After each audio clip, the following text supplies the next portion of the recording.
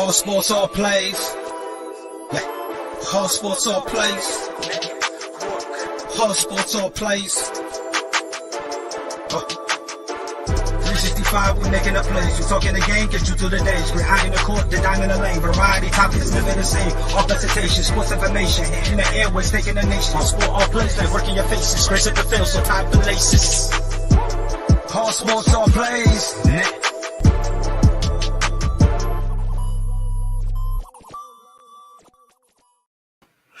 Welcome everybody to a very special episode of the He's on Fire After Dark show, and along with me is Amit.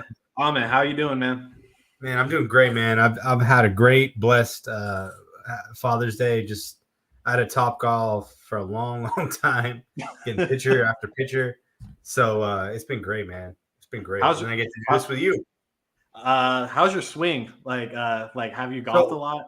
Yeah, no, I used to golf. So before I had kids, so I actually learned when I was 14 because Arizona, if you're in Arizona, there's courses everywhere. Oh yeah. So I picked up golf when I was like 14 because my dad was starting to get into it, and then my brother is actually like that dude's legit. Like if he really focused on just golf, like he could be a pro. In fact, like he was up for some scholarship opportunities as a golfer in high school at Marcos. But yeah, man, I'm trying to get back into it. The problem is when you go to Top Golf, it's not real golf. You're like doing like we're playing like Angry Birds games, and it's not the real like golf experience. It's not what you would do out there. Like you're out there trying to chip or you're trying to like drive it. It's just a different experience, but it's still fun. You can still get your practice in. I'm hoping to get back into golf when my kids get older, because I golf is fun, man. Golf is really fun because you're playing against yourself. You know what I mean? Yeah. Yeah. Like I haven't gone yet. Like I live maybe 10 minutes away from the one at Westgate, and then there's the one at Scottsdale, and I believe there's one in Chandler as well. I just haven't gone around to it. I've been wanting to go. I think me and my lady will go eventually. But what makes this show a special one is Father's Day. Me and Amit are fathers, if you didn't know. Amit's been in the game for a while now. I'm relatively new, and I thought we would take this time to open up the show, talk about father time, So, Amit, I want you to start from the moment you found out you were going to have a child, whenever that was, and just go into it from then to now. So the funny part is that my wife, like we were trying for a little bit, and then it was early in the morning, and she comes in, she gets back in bed and she goes, "I'm pregnant," and she shows me the strip, and I'm like, "Did you just bring this pee on thing into our bed?" And because obviously and I'll be straight up, like we're really lucky with our pregnancies. Like I have a lot of friends. Like I just talked to one of my best friends. He had a miscarriage just like last week. A lot of people doing IVF. A lot of people trying and not getting kids. So it was so my experience is a lot different than a lot of people. Where when you're like you're an adult, you're trying to have a kid and all that stuff, and then to the point where I'm like, did you come in here with this thing that you peed on? Where now my kid pees in my bed all the time. Like my kids are peeing on me. I was peed on today. You know what I mean? So it's like it changes your whole perspective because you're like, well, it's not baby. Like when baby pee and like 5-year-old pee is different. Like baby pee is just a little bit of water. It's like Bud Light, right? Versus like 5-year-old pee is like, and you will get peed on by a 5-year-old. Promise. It's like a hazy IPA. You know what I mean? It's totally different. Not the same thing. So this is but yeah, I mean, it's a blessing, man. It's just it's a miracle every time. And when one day when we talk about the Watchmen, and when Dr. Mahan talks about creating life, and he says how he goes from this period where he's like, life is just really easy to create to a point where he goes, it's a miracle, and he goes this whole through the whole episode of the first Watchmen, the original Watchmen, to explain like how life is just so miraculous. It is. And when you have kids, dude, it's just when you watch these little motherfuckers, it's awesome. It's awesome. Yeah, so with me, this is my second Father's Day. I only have one child. So me and my spouse have been together since we were 18 and 17. I was 18. She's a year younger than me. I was already graduated for 3 or 4 months at that point when we met, and like it was just we went on a random date. She's known of me through Instagram for a while, and we just finally just clicked over message, and we went on a date, and we just kept on going on dates, and we just ended up staying together long term. Yeah, she's my spouse. She's great. I love her a lot, and when we decided to move out, we originally were going to get an apartment, but then my mom kind of taught us into buying a home. And this is before the pandemic, before everything sort of just blew away. So at this point, we've been together for close to, it was like 2.5 years. We're together at this point. We secure on the house, and we like right away I start packing and stuff. And on the day that I'm officially moving out, I'm literally loading the last box into the truck. And my girlfriend, she texts me on Snap, and she's like, "Hey, we need to talk when we see each other." I'm like, "Don't text me like that, like just tell me now. I'm not trying to deal with this right now." And then she sends me a snap of 2 positive pregnancy tests. And I was just like I thought she was fucking with me. So I was just like, yeah, whatever. So like, even after we talked about it and stuff, like turned out, she was being serious. It didn't register for a bit because, it's very surreal, plus she was on birth control at the time.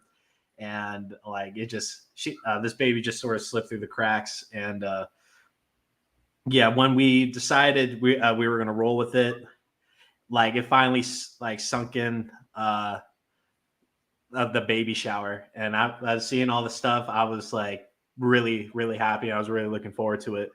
And she came out January 22nd, 2021. Couldn't be healthier. Literally, she's like a photocopy of me. She's great. So she's 1 year old. And on my first Father's Day, my spouse got me this the night I became a dad. This was a constellations that night. I love And yeah, so I keep this up in the game room and stuff. And I took it down for you guys because being a dad is one of the best things ever. And I really didn't know what love was until I had a baby. So if any of you guys become a parent, it's generally one of the best things you can experience. So make sure your money's right. Yeah, and it's different. Like it's different between daughters and sons. So my son this guy is the most he's the most curious. He's Curious George, like that Curious George from the movies, where he just like always getting into shit and causing trouble everywhere he goes. But he means well with everything that he does. And then the daughter, my daughter who's just turned 1 in May, she's like so different. But I just love the difference between them. And then I love when they interact because he will fuck with her, and then she will be like, "No, bro, like don't fuck with me." She's got a little bit of him in her, which I love. And then, but he's so sweet with her the same way, where he's got a little bit of her in him. So I just love it. It's just so the best part of being a father is seeing your kids interact with each other. Mm-hmm. In my opinion, I'm getting teary eyed. No, just talking about it. Yeah, it's a very emotional, touchy subject. Like I'm definitely one of those guys. If someone asked me like if I have a kid, I bust out my wallet, I bust out pictures and stuff, and like after I show them, I'm like, oh god, I'm one of those people. But no, it's definitely one of the best things to me personally. I look forward to it every day. Are you done having kids? Do you have the girl and the boy now? Are you done? So here's our story. So what we started with was we weren't going to have kids when we got married. Mm-hmm. And I was 31 or 30 when we got married, and then I was 30, and then we were like, because we didn't feel that love, and then at some point when you get married, there's just you want to express that love more, so you want to have kids. And so we decided to have the kid, the first one. We tried, and it took a little bit of time, but there was no miscarriages, thank God. We just had the first one, and then we were like, yo, this dude is so much trouble that it's like difficult for us without having like a lot of support around us to have a second one.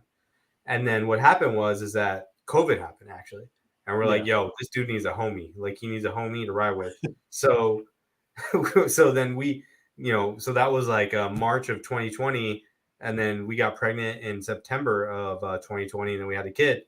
And then the funny part is, so my wife was like, at some point, she's like, we already had the baby, right? So we had the baby, we had two kids. She's like, maybe we can adopt. And I was like, yo, man, let's get a dog or a puppy or a fucking cat. Like we're not having a third kid. There's no way we are having a third kid. Like people that have 3 kids, I appreciate those people, but y'all are psycho. You're psycho people if you have more than 2 kids. Because when you go against, when you go from the zone defense of 1 kid to man with 2, it changes the whole game. And then when you're going like, now I'm playing again, the offense has an advantage.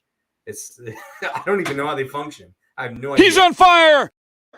Sports references on the He's on Fire podcast, man. 3 or 4 kids. I'm like, how do you guys do it, dude? I don't understand how you pump these kids out. And then I guess they make the other, like the older kids, like become like the parents or like the, the surrogate parents or whatever.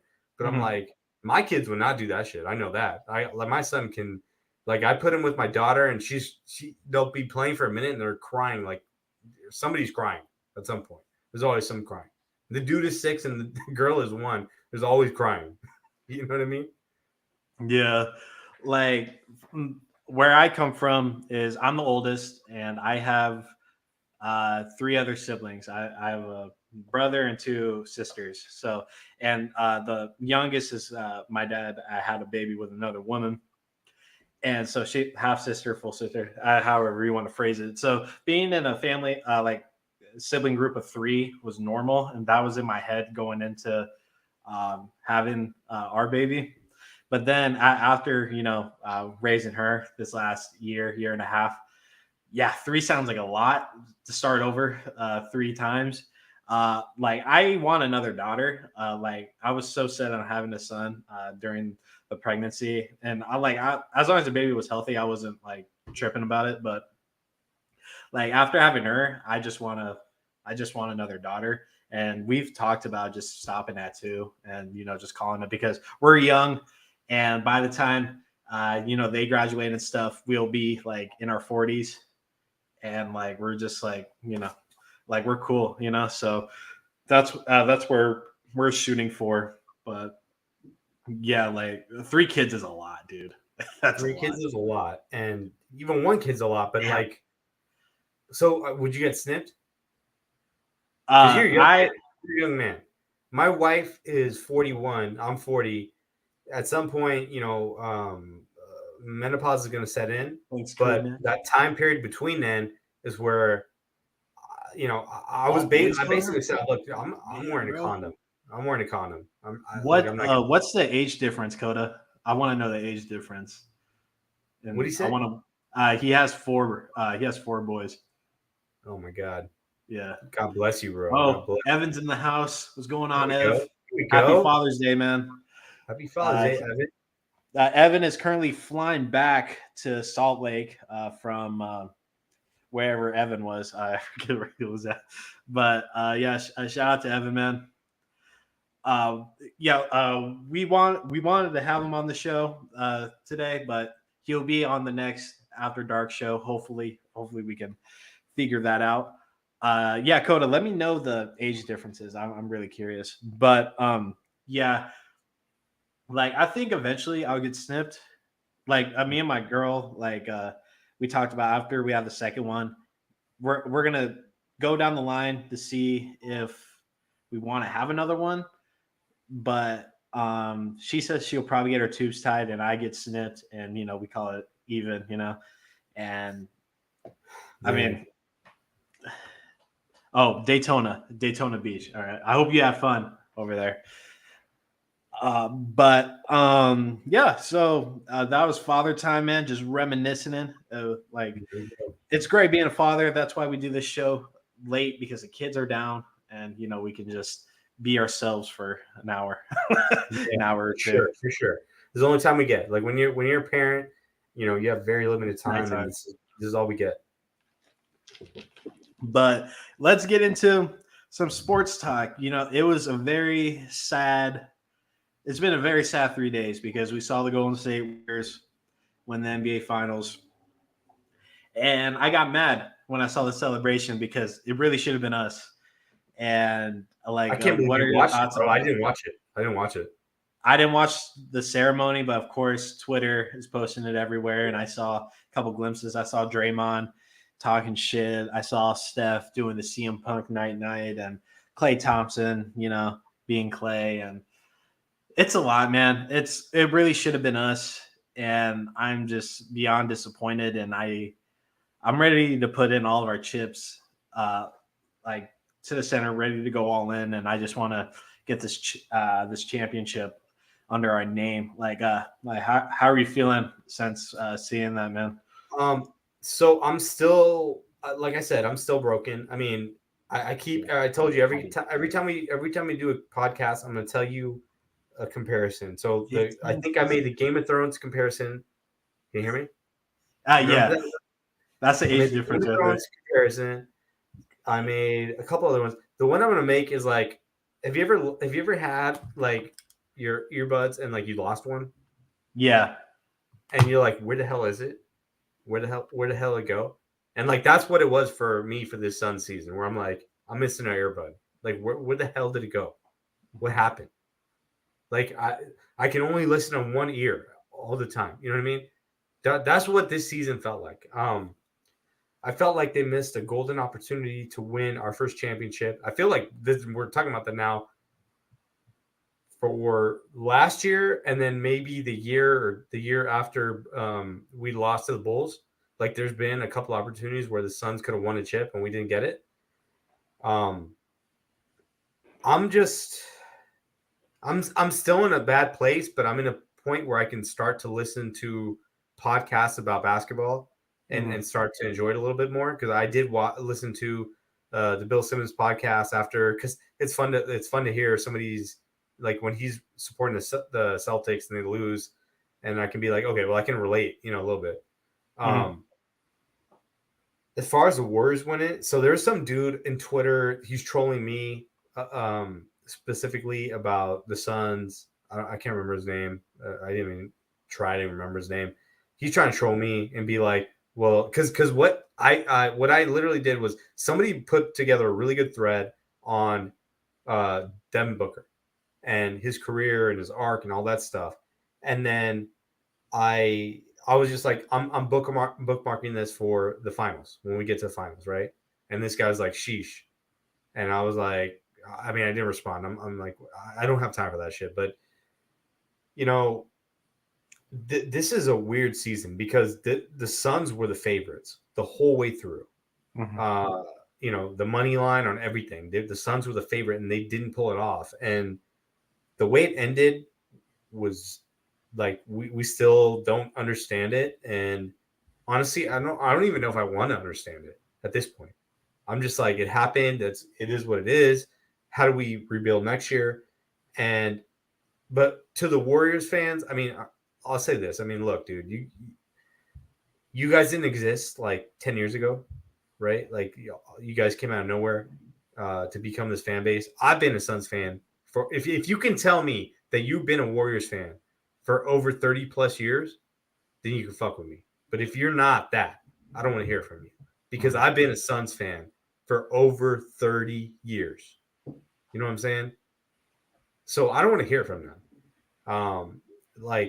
And then 2 of those were from KD. And who was the MVP of the finals when KD was on the team? KD. Right? So I don't want to hear from y'all. And the fact that you played the Celtics, right? Which, if Middleton doesn't get hurt, are they even in the finals? I mean, No. if Bucks would have won. Yeah. Bucks would have won, and I don't know. That was Jimmy Butler taking that 3-point shot. is still in my mind like the dumbest. That must be the. Would you say it's the dumbest shot he's ever taken? Dumbest shot of any NBA player? I didn't hate the shot, but I thought if he drove it in, he would have got fouled. And I feel like Yeah, I would have done that personally. I would have drove it in. And plus, um, I think it was Oladipo coming in from the left wing, and I yeah. think he was driving.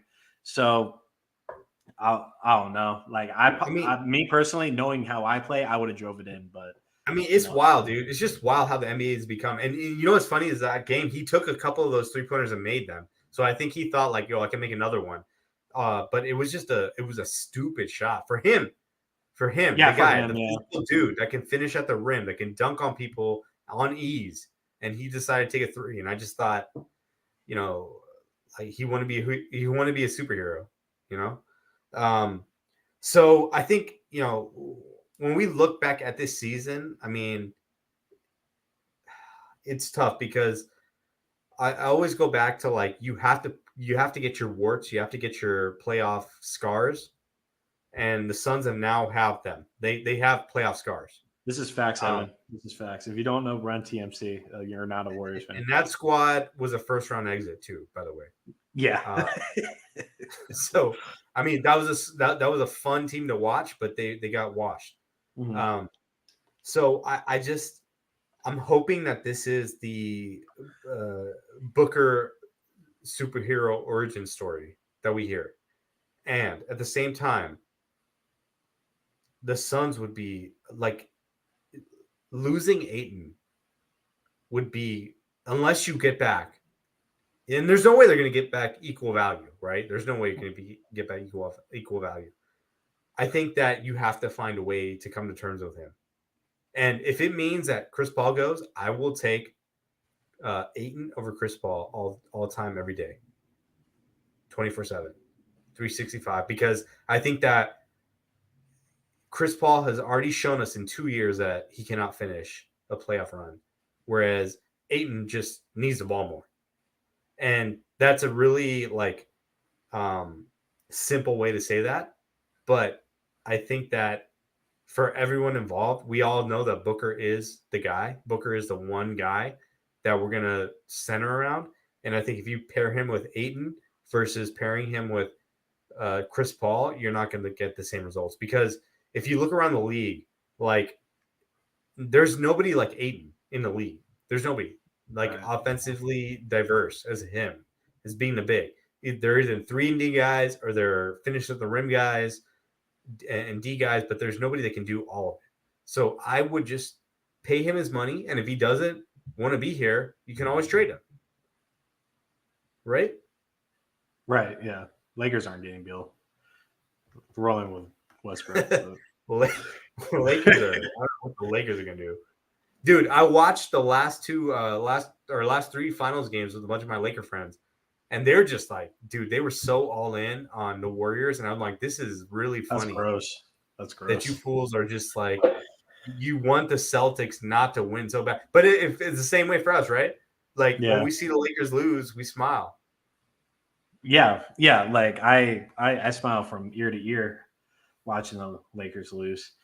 But what I tell people is, I'm like, it's a good day if the Suns win or the Lakers lose. If we get both of those, that's a fantastic day. Like seeing the Warriors win was like, it really pissed me off, because not only because of the season and stuff, like we were favorites going all the way through, and considering how we played against the Warriors all season, I thought, we were able to roll with the punches in the playoffs. If Chris Paul got hurt or Booker got hurt, the refs weren't on our side for a couple of nights and stuff, and I thought we would be able to do that. But what it came down to is overall poise with this team and probably being gassed, chasing that franchise record. And then, really dropping off a cliff at the end of the season, I think messed up the tempo of this team. And then with Booker pulling his hammy in game 2 and stuff, and just overall locker room issues as well, which killed us, which fucking sucks, honestly, because watching that finals, like all I can think of is how good the Suns were, and I feel Yeah. like we could have won in a sweep or in 5 games, and it's like it's been gnawing at me ever since I watched the Warriors celebration. And like me, I grew up a LeBron fan, and the most aggravating time for me was through 2014 through 2019, with just the Warriors coming in and stuff, and all these Curry fanboys. To me, Curry's overrated. We don't need to get into that conversation right now, but so many things happened within that time, and no one gave him shit like the Warriors shit for winning in 2015 despite Kyrie and Caleb being hurt. But when we get to the finals, it's that's the subject line of like, oh, we had we just ended up being the healthiest team. No one is ever going to talk about this Warriors team and be like, oh, well, they coasted, right? Because they really didn't have to face the Suns. They had to face the Mavericks. And I will, on both sides, I'll say this. Like, if that Suns team that we saw beat the Mavericks, I don't know if they would have beat the Warriors, because not playing like that, no.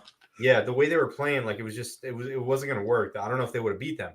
But the point is that they really did have an easy, they didn't have to play the Warriors. They are the Bucks.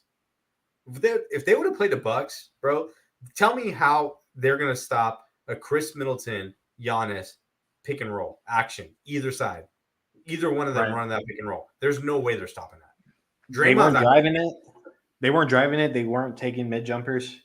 Like, they would have just settled with the outside shooting, and that would have killed the Warriors. And the Bucks probably would have won in a sweep if I'm keeping it, no pun intended, a buck. So. Like, God, I wish the Bucks would have made it. I feel like Giannis really could have did some business on him. Yeah, I agree, man. I really think that I disagree, JV. I wholeheartedly disagree with that. No, they're not frauds. Dude, any team with Giannis, we're talking about the greatest player in NBA right now, Giannis. Like, you can call him for all the stuff where he doesn't get foul calls when he drives in and just shoulders into people. But all the other stuff that he does in transition, where he's just like 2 steps from like half court and just dunking. Like, he's one of the most agile bigs I've ever seen in my life. And he's low key charging every time, but dude, like he gets around people, and now he has a little jumper. Like, he's gonna be one of the best players ever. And give him credit, because he fixed his free throw shooting in the playoffs. Yeah, remember? Yeah, that's what killed us. Sucked in the Eastern Conference Finals, and then against us, he's making all the goddamn free throws. Coda, I think Memphis showed in the first round how immature they were, just when it came to playoff experience. Because if we're keeping it honest, Minnesota should have won that, but Minnesota showed more immaturity. Like, it should have been a 4-2. Minnesota wins in 6. And I'll say this, and it goes back to playoff scars. Like, Minnesota played in the bubble and made the playoffs, and then the next year they're in the playoffs, and then this is like the 3rd round in the playoffs. So I'll say this, man. I mean, so let me ask you this question: who would you rather take, Tatum or? Because this question was posed to me, Tatum or Ja? Ja. It's interesting you say that. So I go the other way. I go with Tatum. Not because Ja isn't. What's that? Defense. He's bigger. And Ja has that tendency to.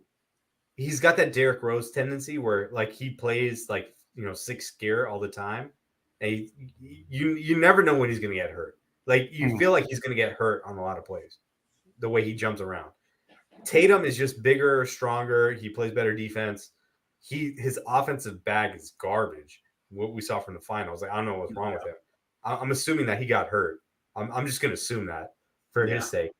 He was because like, if you compare him to Booker, like, never put those 2 guys in the same conversation. Never. Tatum just proved why Booker is, in our opinion, I think, the better player. He's a tier above. I'm not gonna shoot down Tatum because I'm a big Tatum fan. I think Me he's a too. really good player, but I think Booker proved in the finals. He had 3 40 pieces in the finals, and he had 2 of those were back to back. But Booker is a tier above. I'll argue a wall if you don't agree, but keep going. Yeah, and if you don't have, and if he doesn't have Jaylen Brown there to support him, Jaylen Brown bailed him out a lot in that series. Yeah. So I think Tatum is a little bit. He's probably like 2 or 3 years away from where he's going to be, and I'd love to see where he's going to be. But at that point, I'm assuming that Booker's at elite status. Like he's going to be like, bro, like I'm going to wash you. You know what I mean? Mm-hmm. I think this would be, as long as we make all the offseason adjustments that we need to, I think this is probably the best thing that can happen to the Suns, because obviously we went into the season, headstrong and, cocky and all this stuff, and rightfully so. I mean, like, we ran through the league last year. We ran through the league this year. And like, the only team that really gave us trouble last year was the Bucks, and this year no team But I mean, problems. You can say Warriors, but it was all. Oh yeah, the Warriors. Yeah, it was fluky though. It was fluky. Yeah, so Suns fans were justified the way that they were acting, because we were witnessing great basketball, and then we set a franchise record and so on and so forth, and like, we just lost our mojo, and it sucks, like, it really does, because I really feel like we would have won that. But this team plays better with a chip on their shoulder, and this whole season we're talking about the Suns should be talked about more. And at this point, like, I'm cool with the media not talking about the Suns anymore, because we know this team's good. If they want to talk about the Lakers because they're filled with drama, I'm cool with that.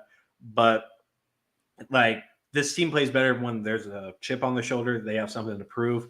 And, like Luka, like, lovers just have absolutely been taking over my Twitter and my Twitter feed, posting, like, Booker hate and Warriors hate us too, and all this stuff. So, like, I think going into this season, I think is going to do a lot for us. Like, we don't need to be the first seed. Obviously, that doesn't matter. So if we're in the top the 3 in seeding, I think we can really do something and turn it on, like in the second half of the season, maybe like a quarter left of the season, and we can just get everything together. But did you want to add anything else before we transition? I'll just cap it with this. I mean, I'll just say this: like, we are better when we are the underdogs. When we are the underdogs, we do way better. And you can never take for granted the fact that a team showed up in the finals and they never do again. Because this draft is not that good. No, forget about the draft. Nothing in the draft is going to help us. Nothing. No top team targets the draft. Yeah. What we have to do is figure out a way for DeAndre Ayton and Chris Paul to play together. Exactly. If they can't play together, then it's, look, Chris Paul, like, I love what he's done to elevate us to, the finals and that championship level team. But if he cannot show up when we need him, then we need to look elsewhere. And I'm looking at Dame. I'm looking at Bradley Beal. I'm looking at KD. I'm looking at a lot of guys that can get us there. And at this point, I think we have a small window to win a chip. Evan, who am I talking about? Who's the best shooter in the draft, Evan? I'm curious. Yeah. Yes, we are, Crew Neck. Yeah, if you stick around, Ahmed will be talking about it. I haven't seen it yet. Yeah, I got a preview. I got a little review on Lightyear recap. Vucevic is very inconsistent. He disappears a lot. Not dude, interesting. Come on, man. Come on. No. Look, we have to find a way to keep aiming. We have to. Even if so this is what you can do, right? There's a couple options. One option is he doesn't sign a contract. We have him for another year. He's under contract. We play it out, then we do it next year, right?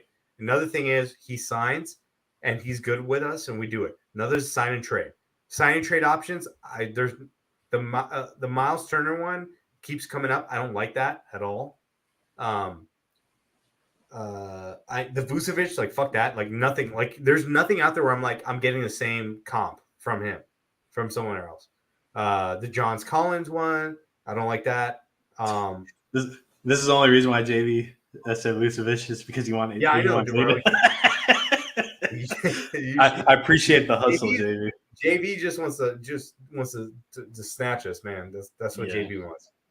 I know, bro. My wife's from Chicago. She's not a big sports fan, but I feel every time I'm in that city how you guys feel about your team. A shooter at 6'10". God damn. I'm not on board with the KD thing because I think we talked about this and Coach talked about it too. KD takes too much. He's just an ISO player. You know what I mean? Yeah. He takes too much away from the rest of the team, and then we don't get that defense back on the backside. I'm more interested in trading away some of the core, like Cam Johnson or Mikal Bridges, to get somebody like Joel Embiid. How about that? He's just injured so much. I don't know. I know. He's always hurt. That motherfucker's always hurt. I don't know, dude. It's like, God, to have Joel and Devin trading, like, oh my God. I mean, the 0.5 offense will be done. Like, there's no way you're playing a 0.5 offense. Oh, yeah, no. Like, I wouldn't even know how that offense operates. I feel like Jokic would fit more in our system. For Denver, like you'd have to give them Booker to get that. Yeah. You know? Yeah. I think you have to give them, there's so much they'd ask for. So I don't know, man. Anyways, let's move to the next topic. Let's go. I mean, this is good. Since we touched on it a little bit, let's get into the DA therapy session. So Sonia, I have Sonia still listening. This is for you, girl. You tweeted at us and you posted it. This inside woman, she said that she knows this certain tattoo artist that's tattooed DA personally and heard some inside scoop that him and Book and Monty aren't getting along, and it's those two against Aiden, and they're just not about him like that. But today, Booker posted an Instagram post, and DeAndre Aiden ended up liking it. Kevin Durant as well, and I feel like if you have a beef with somebody, you're not liking their post. I don't look into social media like that personally, but when I tell you that on it, what are you feeling on that?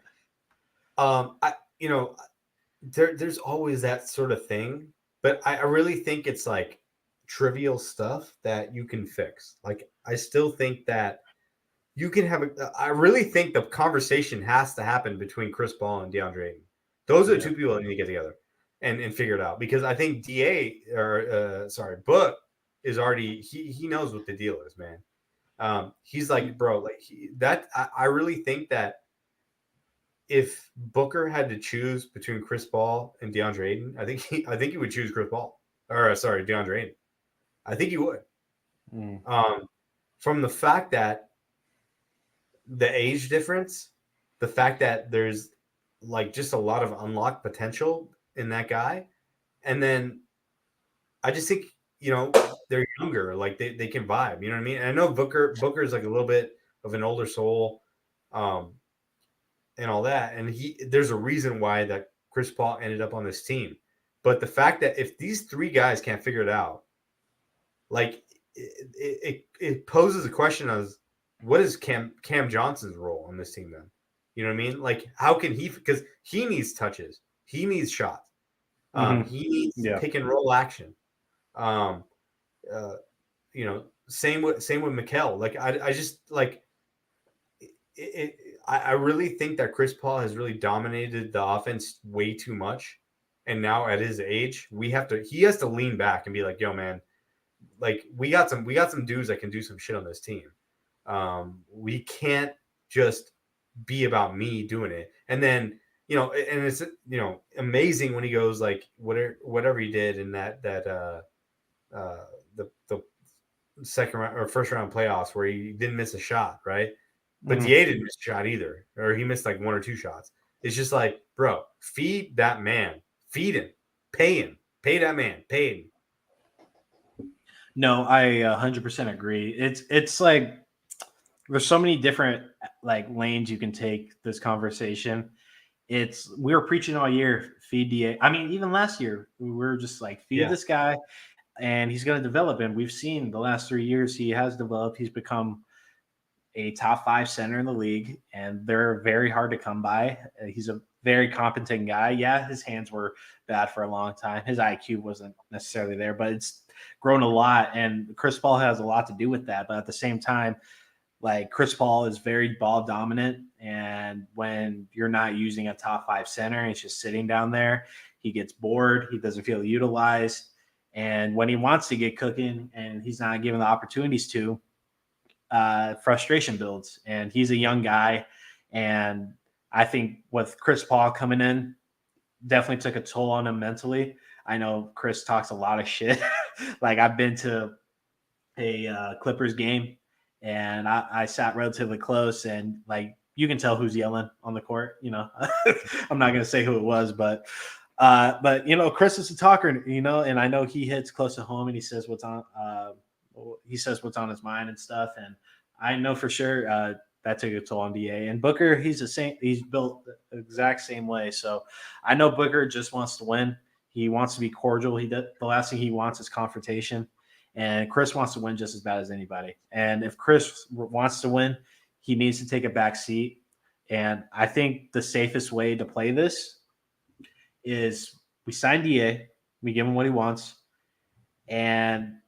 but where James Jones has to put him under the microscope, like this is your prove a deal. We're going to sit down with Chris, all of us together. He's going to take a back seat, and we're going to utilize you. Chris is going to have his moments of stardom, like going like 14 of 14 from the field, going off in the fourth quarter, taking over the second half. Yeah, like that's going to happen throughout the season in the playoffs, but we're going to utilize you, DA. And if DA just locks in, I feel like he can be the best player on the court, even despite if Booker's hitting 40 points on high efficiency. I like DA, if he figures out the mismatch dilemma that he has when the guy's smaller, all of a sudden he can't, you know, post stuff. If he figures that out and he, you know, works on his outside shooting a little bit, like he can be a mini Joel Embiid, and I want to see that. I mean, he stays healthy. He rolls his ankle every now and then, but he doesn't have major injuries. We've just talked about his commitment to the team, and if he just wants the money and he wants, you know, to prove it, I think that's the best opportunity is right here in Phoenix. But if he doesn't want to be here, let's put our chips in. Let's go after Beal, and let's find a guy that can create his own shot, because DA necessarily doesn't do that. And like that's the part that like it's a big pivot, right? Because like the team that we have is very diverse in with the way that they score. Because if you look at all these other teams, I see him going to Detroit. Yeah, keep going. No, I mean, like, what's his options? Detroit, Magic, and Houston, and shitty teams, right? Like, he's not going to win. He's going to put up numbers. So, look, I mean, like the way that teams score now, like look at how the Warriors won. The Warriors won on basically Steph Curry being the entire focal point of their offense, and then it was all 3-point shooting and scoring at the rim. When you have a guy like DA who can play defense mobily against, you know, 1 through 5, and then at the same time be able to score against anybody anytime, you don't have there's no other player like that. There's an Embiid and there's Jokic. That's it. Yeah. Right? Like there's not that many guys that can prove that. And granted, those guys haven't won, but those guys didn't have Chris Paul and Devin Booker on their team. Right? So I feel like the easy thing is to figure this situation out between these three guys and the coach, to be like, look, man, like we have a chance to win together. Because if you go back and look at the Suns with Barkley, we lost in the finals to Jordan. Jordan retires. Then we can sign Danny Manning. We even have a better team than we had the year before. Danny Manning tears his ACL, and then we lose to Rockets. And then next year comes back. Danny Manning isn't the same player. Everyone's a little bit older, and we lose again. So this shit is not like this shit's not like you have to do it now. You have to try to win now. And look at the Bucks. Like they probably thought they were going back to the finals again, and Chris Middleton gets hurt. You know, that came out of nowhere because Middleton doesn't get hurt like that. He doesn't. Yeah. His injury was fluky. I was really sad to hear that because at that time the Suns were up 3-2, and I was just like, man, I really wanted to see the Bucks back in the finals. I wanted to put that final nail in the coffin between us. Yeah, it would be tied for us. I wanted to avenge that loss. Yeah, I did too. Like really bad. But with the Beal and Book duo, like I'm all aboard on that. If DA doesn't want to be here, this is what I want to do. And Jeremy Grant sounds good, but I just haven't watched enough Jeremy Grant to really solidify myself like that. I would just say, like, I mean, he showed signs with Denver, but I feel like that dude wants the ball more than he wants to give it up to Booker and CP3. So I would not put him with those guys. Like DA, that's what I keep going back to. DA really played. So okay, so this is gonna sound like really stupid and to compare, but so I played in leagues where I was in a team and I was like the second best player on the team, maybe. But I was treated like the fifth best player on the team. And so we won, like we're going through, the whole tournament. We won 3 or 4 games in a row. And I turned around and I said to these guys, I'm like, are you guys having fun? They're like, yeah. I'm like, I'm not. We're winning, but I'm not having fun because I have to do everything for you guys. I have to pass the ball. I have to block. Or I have to play defense. I have to screen. I have to do all this other shit. No one's setting screens for me off ball. No one is trying to get me the ball to bring it up a court. No one's trying to get me an open shot. You know what I mean? Everything is for you guys. And none of these guys were just like, whatever, fuck, right? Like we ended up going to the finals, had a 10-point lead with 4 minutes left in the game, and we lost the game. Why? Because we couldn't get a shot. And that tournament is set for October this year. We're going back, but it's the first time I played with these guys. But my point is, like, I feel DA where it's like, bro, like you guys, like I set all these screens, I set all these angles, I'm pushing out, I'm doing this stuff, I'm setting, ball screens, and he's stealing. He's stealing. He's getting rebounds. He's playing defense, but it's not appreciated from his team, right? And I don't know. Like I know that like Lil Wayne had that thing where he said that like he had that video or he had that thing where he said that Monty said that he quit on the team. But I'd be like, that's fine. Like sometimes you have to quit on your team. I understood it. I didn't kill him for that. A lot of people killed DA for that. I'm like, dude, he wasn't being utilized. Yeah. And he was arguably the best. He was the best player in that New Orleans series. I mean, he wouldn't have won that series without DA. Yeah, no, 100%. He wouldn't have made it to the finals without DA. Yeah, exactly. So exactly, he's a two-way player. He's a He's a two-way center. You can't find those. They don't. They don't. And not only is a two-way center, but he's a 7-foot two-way center. He's not like Al Horford. You know what I mean? Like this moves like a power forward. Yeah. Anyway. I want DA to stay. Like I'm back and forth every day. Obviously, I want to see another superstar come to Phoenix because when we acquired Chris Paul, I was a little worrisome at first because of his age and stuff, but he just proved in OKC that he can still put some people on his back. And obviously, we saw what happened that season when he joined. But like we've had so many great players here. And I would love to see Kevin Durant. Obviously, I would love to see Bradley Beal here. And like a couple of years, like last year or the year before, I mean, we're talking about Brandon Ingram coming here. And obviously, like I want to see those guys here, but we know what DA is capable of, and I just want to go off that. Like I'm Yeah, back I and mean, forth about this. look, if DA is not an option for this team, then the players coming back have to be the way the Warriors are built, right? Yes, So yes. you have to have a bunch of wing players that can play. So if that means that Miles Bridges, Kelly Oubre, those type of dudes, or Bradley Beal and somebody else, like in a three-way trade, like you got to bring back two guys that can make up that what Aiden can do, offensively. JV, the Pacers only have Lou Dort and Halliburton. Oh no, Halliburton. Yeah, Halliburton's on Pacers, right? Yeah, Lou Dort's still with Those the Thunder. Yeah, those would be the only two guys that I want from the Pacers. But Blazers, we only want one guy, and that's Dame. I don't see that happening.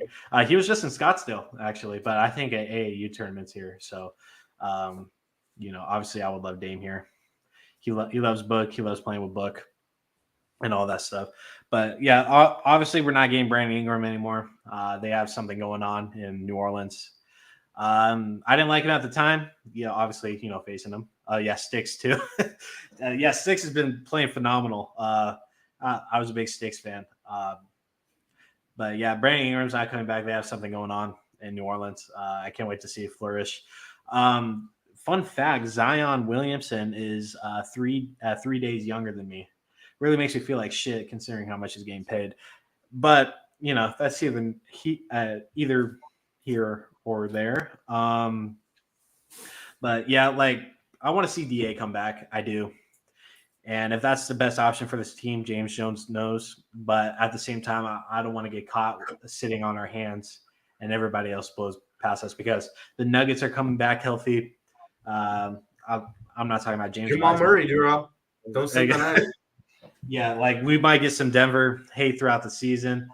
Utah might blow up for the good or for the worse. I mean, Dallas. Okay, that Christian Wood trading, everyone was making it a big fucking deal.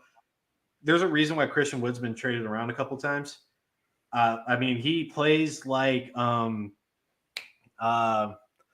Whiteside. He can shoot a little. He can box you out a little bit, but he's not a momentum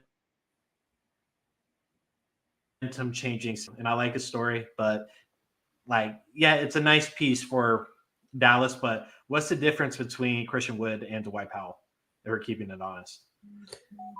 Yeah, because he needs the ball. That's the difference. Dwight Powell doesn't need the ball. He will get the ball and score, but Christian Wood actually needs the ball. So yeah, I agree with you. Is it an upgrade? Yes. It gives them more depth, right? But Dallas has some other things they have to figure out, and the Warriors actually have some things to figure out because I believe, I don't know, Kevon Looney might be on his way out. What's that? Kevon Looney is probably on his way out if he doesn't take a pay cut. He's out. But the thing is, Jordan Poole, contract. he's making $2.5 million a year. Yeah, there's no way they can. You can't afford. So they got Clay, Steph, Draymond, and Wiggins making $40 million a year, and they have to pay a fifth guy that, or even if it's $15 million, it's just it makes your entire roster. You have to sign minimum guys for the rest of it. Yeah, I don't know the direction that the Warriors are going in, but I just hope Adam Silver and the rest of the media stops harping on the Warriors and just every other superstar. This is another topic point. It's if we acquire KD, let's say, the cameras are on us, and there's a lot of KD fans out there, and then we get written into the script, and that script can be for the good or for the worse. It's a slippery slope. So if there's a script out there, KD coming here might be the move. I'm just saying, for viewership alone. They'd have to rip off 2 championships to make the narrative work. I think Bradley Beal makes more sense. Yeah, I think a lot of people have the same opinion like about Bradley Beal. He's a good player. He just hasn't won. You know, Yeah. and John Wall. He them two together couldn't do it, but the supporting cast was kind of trash.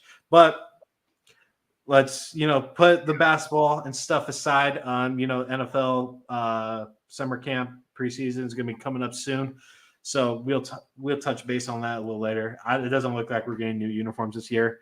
Boo, fucking boo. But hopefully next year. Hopefully next year. But now we're gonna get into. Sorry, wrong one. What's in the rotation right now? What we're watching, what we plan on watching and stuff. Amit, you saw Lightyear this weekend, Yes. whatever. Tell me what you think about it, man. So Lightyear. So this isn't a spoiler thing because it'll tell you in the first minute of the movie that. So the movie itself is not part of the Toy Story universe. It's actually the movie that.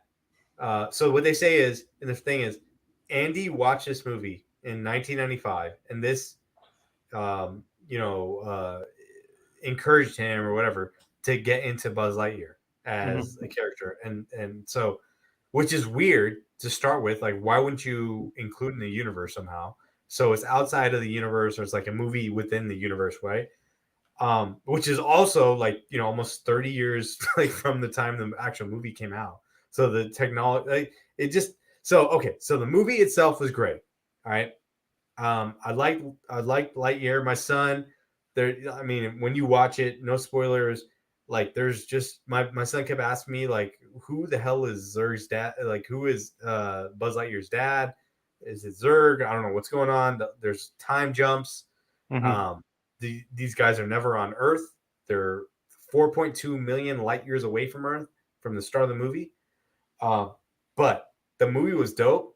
I liked it. I didn't. The time travel thing was a little like it went all over the place because it went backwards and forwards and all that. Um, but so this is the going back to parent talk and going back to father time. Um, so Jay, have you ever taken your baby to a movie theater? No, absolutely not. Okay, I was at a 7:10 or 7:20 showing of this movie. The entire theater was babies. I don't know why people do that, dude. I don't know why they do that, man. I don't know what they're thinking.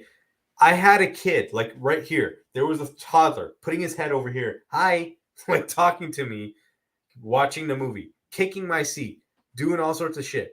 I um I don't understand why you would take a small child to a movie. So it's different if it's like a noon showing, right? Like noon showing, you got an older kid, Morning you have a kid. showing too. I get it.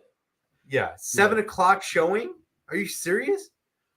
And it's not like a regular theater. It's a theater where they do the XD, where like the seats like vibrate and all that shit. It's kind of scary, to be honest with you. I could see my son. He was getting scared a couple points when things would blow up and the chair would move and stuff.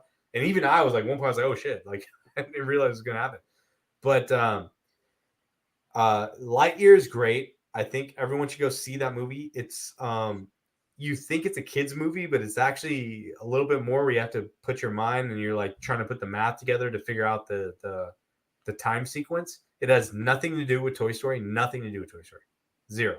It's a completely separate movie. But Chris Evans as Buzz Lightyear, dope as shit. I loved it. Um, and there's gonna be like 15 movies after this. It There's gonna be looks so really it looks really good. I'm waiting for it to come on Disney Plus whenever they decide to do that. Um, so when I went to go see Batman, I saw it twice, and the first time my girlfriend the didn't Batman. like You're talking about the Batman. the Batman, yeah. And so I went a second time for her because she wanted to see it, and so we went on a Monday, and we know kids aren't going to be there. It's Monday Yeah. night. It's during school, and it's a little later showing. So like I picked it out because I hate when kids are in the theater. It Yes. like I just hear absolutely everything. So we get into the theater, and we're sitting down. We're about 20 minutes into the movie, and like the Batman's huge. Like there's a showing in each like theater like in 30-minute increments. So so there's like 30 shows this night, and we're sitting in the middle because that's where you should be sitting to hear the best audio quality. And they're like 20 minutes into the movie, this group of like 6-7 kids come in, and there's like a mother, and then they sit right behind us, and they were talking the whole time. They were crimpling their fucking candy bags and all They this kick your stuff. seat? Oh yeah. So one kept on kicking my seat, and I was about to turn around and be like I'll fucking kill you, you know. And before, like, when I was turning around, my girl, she turned around and she's like, "Can you not kick his fucking seat?" And I was like, "Oh shit." And the kid is like, "Sorry, whatever." And they kept on doing it, and I got up and I went to the manager because I don't like confrontation. I don't want to be yelling at fucking kids and stuff. And I wanted to tell the mother, I'm like, control these fucking kids, you know? And I went to the manager. They sent someone in. They called the kids down, and they took them like into the hallway. They talked to them 5 minutes, and then they came back and they sat down. But now they were just talking. So me and my girl, we moved all the way down into like the railing. So we're just away from them. So I'm not hearing them as much, and we're still trying to watch the movie. Yeah, she is hella gangster. I told her, I'm all like, you gain a lot of my respect that night. But then they kept on talking, and when it got to Riddler in the prison cell, when like the first scene of that, a guy yelled, "Can you shut the fuck up?" And then they didn't say anything for the rest of the movie. That was great. But do not take your kids to a movie theater. If it's a kid movie, go during the morning or the afternoon. And that's a rated R movie too. Yeah, these kids were like 8 to 12, and there was like I can say, like, you know, Lightyear, great. Like, take your kids, if you want to take your babies and do all that shit. I wouldn't do it. I would never do that. My son didn't see a movie in a theater until he was like 6 years old. He's 6 now. So, but don't do it at 7 o'clock show, man. Come on. You got to go like noon, 3 o'clock. You don't do a 7 o'clock show. Like, these kids they need to sleep. Like, they're going to go crazy. Yeah. If you try to take them out of the show at that time.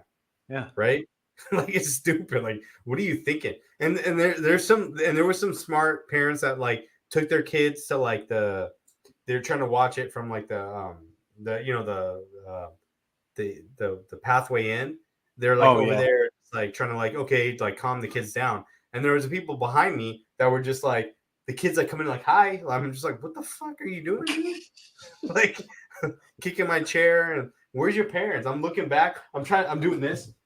I keep doing this, and like the parents are like, don't even give a shit. Like, because I'm the same with you. I don't want a confrontation, right? Especially with my son, because I don't want him to see me get into a fight. First of all, then I have to protect this dude. But even then, I don't want to feel like I'm doing something wrong. So I just keep looking back, and these fools are just like, they don't give a shit. You know what I mean? They have like 10 kids up there. They're all going crazy. So it was a distraction from the movie, and it took away from me probably understanding the whole time travel shit, because like I was busy with like somebody kicking my chair. But yeah, overall, like, yes, I would give it 7.5 out of 10. 7.5. If you can rank it like within Pixar movies, like where would you put it? Is it Pixar? Yeah, it's Pixar. Yeah, it's a Pixar studio film. I mean, there's so many Pixar films better than this one. I mean, I think Up is Up is a goat. Film. Yeah, that's a goat. Monsters, goat. Both monsters, both are goats. Toy Stories 1 and Toy Stories 2 and Toy Stories 3 were probably up there. Goats. One is kind of, I didn't really vibe with one that much. Yeah, one isn't that crazy. Like the second and third one are. Yeah, there's a lot more action. Like, it goes out of like the neighborhood and becomes this more adventurous. Yeah. So I think those are better. What else is Pixar filmed?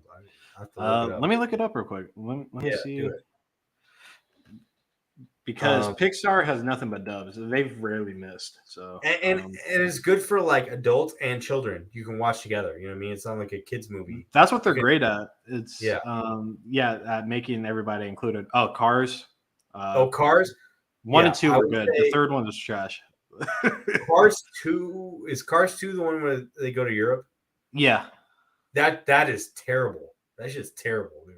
You didn't like that one? No. Nothing beats Cars 1 though. Oh yeah, for sure. Cars 1 is dope.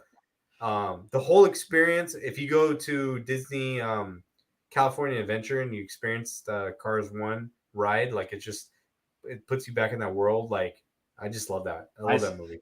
Ice Age has one of the better trilogies. Like, it's underrated.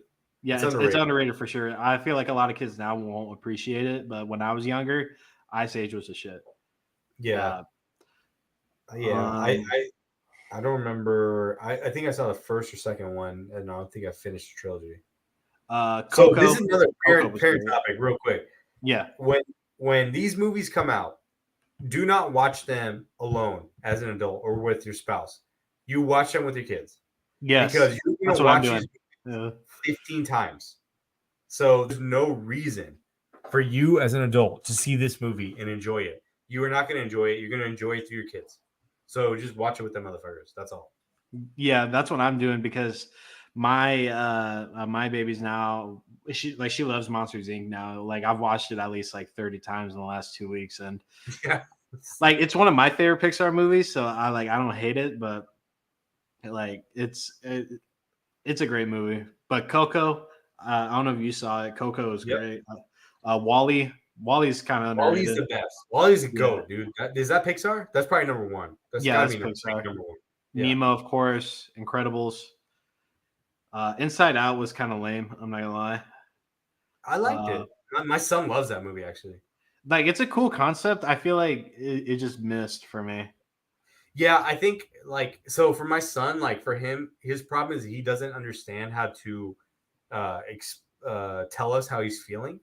So that movie is great for like getting the void. It's not like I'm angry, mad, sad, happy. It's like I'm anxious, I'm exhausted, like all these other emotions that are part of that world. Coco is great, dude. Dude, Coco is a shit. What are you talking about? Coco was great. Yeah. What's your ethnicity, JV? I'm curious. I'm not gonna kill you if you're not. I'm pretty sure he's Latino. If I remember. I think his name is Justin Villarreal. Yeah. I know you, JV. I got eyes on you, bro. Ratatouille. Ratatouille is probably my favorite Pixar movie ever. That's a goat. That's a goat movie for sure. That's a goat movie. Brave was mid. Oh, Bug's Life. Bug's Life is OG. It's OG, but it's mid. Yeah, it's mid. It's a mid OG. Yeah. But if you went back in time, that's a goat. Oh yeah, for sure. Like that's I already showed my baby that Bug's Life. She loves it. As long as she likes it, cool. What did you think of Luca? I feel like these guys are just pumping out movies, man. Like Luca's cool. I like the concept. All the time, when I watch these movies and I try and compare it to Star Wars or these other things, I'm like, how does the science work? I'm like, how do these motherfuckers? They can just be fish and then be people all the time, or they can just change their face, right, to do it. So I like the story. I like that it was in Italy. It felt like when I went on vacation in Amalfi Coast many years ago. So it felt dope to be back in that scene with those people, but I just felt I don't know, the science didn't work out for me. I didn't agree with the science. You're getting on Pixar about the science of the movie. The science of Pixar movies. Luca was cool. I love the messaging behind it. I like the story a lot, but I got bored at times. Yeah, for sure you get bored in that movie. It gets boring. The villain was just the village not knowing or grasping the idea of sea monsters, which is fine. I mean, like it's acceptable. You know, it's like, oh my god, it's a fucking sea monster. You know, Yeah, but yeah. it's like I love the messaging behind it and stuff, but I did get bored at times. But I think it's a solid movie. Like I give it a 6 out of 10. I think like it's mid, but I think it's cool. I like Pixar doesn't miss a lot. Pixar, DreamWorks has missed a lot, but Dude, their goats are goats though. So yeah. And the thing is like their shit is like focused on kids, right? So like the yeah, kids will always say, like my son, he's just like, yeah, like Lightyear. He's like ranking the 4 Toy Story movies, Lightyear, and then his other movie was Bad Guys. And he was like, I'm ranking those 6 movies, and he's like, Lightyear is the GOAT. And I'm just like, I mean, okay, like we can argue about this later, but yeah, him and I will have another podcast on that. But I was just like, I haven't seen Bad Guys. You went with my brother, so I didn't see it. I don't know what that shit's about, but yeah, I mean, like these movies are they're fun, right? Like I have a uh, I have a lot so of Mike, thoughts about Kung Fu Panda I love Kung Fu Panda. because in the first movie, and I always put this back to like NBA players. Jason Tatum is trying to figure it out. Devin Booker. That point at the end of the movie where he's when I forget the tiger's name, but he's trying to like kill Tigers. him at the end. What's his name? Tigress. Or talking about the snow leopard. Yeah, what's his name? Give me a second. Keep talking. So when he's like fighting him and he's punching him, kicking him, and there's points where he's like, he goes and he's absorbing the contact, and he's just like, yo, you can't fuck me. Nothing you can do can hurt me. And like Those fight that scenes is were cool, what though. what's Tai his name? Lung. Tai Lung. Yeah. So when Tai Lung is trying to fuck up, I don't remember his name. I remember Kung Fu Panda's name now. Po. Po. Po is just like he's absorbing the contact and like launching it back at him. Mhm. And like that's like the analogy that I always think about NBA players is like when you get to that point, like a Giannis or a Jordan, where like you can come at me and attack me, but I'm just gonna redirect it and I'm still gonna win. And like that's what like I want to see out of my favorite players, Booker, DA, whatever, right? Mikhail. Like I just want them to absorb that contact and take it back and just laugh it off and be like, yo, man, the keys, you're tickling. It tickles. It doesn't hurt. It tickles. So that's Kung Fu Panda is one of my goats. The trilogy of Kung Fu Panda, great villains, great characters. Jackie Chan as Monkey was great as well. Who played the snake again? She's very famous. Was it she's a Was it the Kill Bill chick? Yeah. Oh God, what's her name? And she was in Charlie's Angels too. Yeah. God, Sonia, I feel Lucy like Liu. Lucy Liu, yeah, Lucy Yeah. Liu. Westville, that's DreamWorks. I hear another tier list for next pod. Yeah, I think we're getting into DreamWorks and Pixar. Come back next week and we'll get into the logistics of that because this. I'll just say this though, Shrek, like in terms of like world building, because they took like all of those like fantasy stories and built it into one thing. That's GOAT status. Great writing. The 2 movies are great. The third one, but those 2, phenomenal. But did you want to touch on any other things that you've been watching besides Lightyear before I get into my stuff? So I just did and we'll do this at some point. I just did a rewatch of The Watchmen, the limited series on HBO. Yeah, I'm a huge Watchmen fan. I rewatched it and I was like, holy shit, this is greater than the first time I watched it, because I think the first time I watched it for the narrative, second time I watched it for the Easter eggs, but the narrative was even stronger than I actually realized it was.